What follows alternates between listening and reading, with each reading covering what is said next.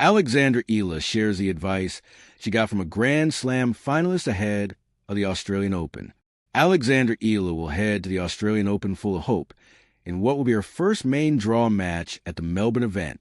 It marks the completed set for the Filipino, who featured in the other three majors throughout what was a breakthrough 2025 campaign.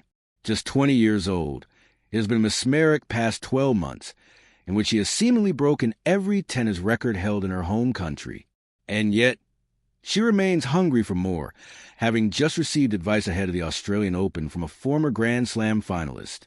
Alexandra Eala receives advice ahead of the Australian Open. Speaking to the press in Melbourne, she spoke about everything from the one-point slam to her Filipino fan base. And when she was finished lauding her compatriots for their continued support, one reporter then asked her about Leylah Fernandez, a former U.S. Open finalist at the age of just 19 and now 23 and an established star on the WTA Tour. The Canadian will surely have plenty of crucial advice to bestow upon a player like Alexandra Eala. Well, she revealed as much in her answer, noting, "Yeah, I think Leylah is super funny. The advice she gave when I played was to win the last point, laughing. But I was able to ask her about some of her experiences on tour. I'm so thankful to have had those moments, because not everybody gets to talk up close with their idols.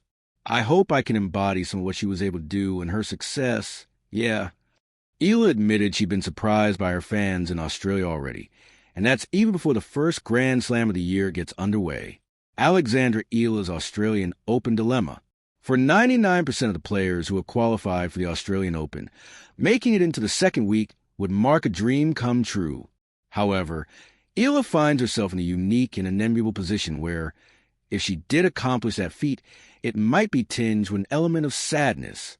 After all, such as the scheduling for January, the second week of the Australian Open marked the only time where the WTA could fit in their new 125-level event in the Philippines. Eala, as a proud representative of her nation, was naturally delighted at the announcement of this new event in Manila. And yet, if she succeeds beyond expectation in Melbourne, she will be forced to miss out on an inaugural event in her home country. Some may see this as a win-win for Eala, but it does represent an odd dilemma which few players will have ever experienced before.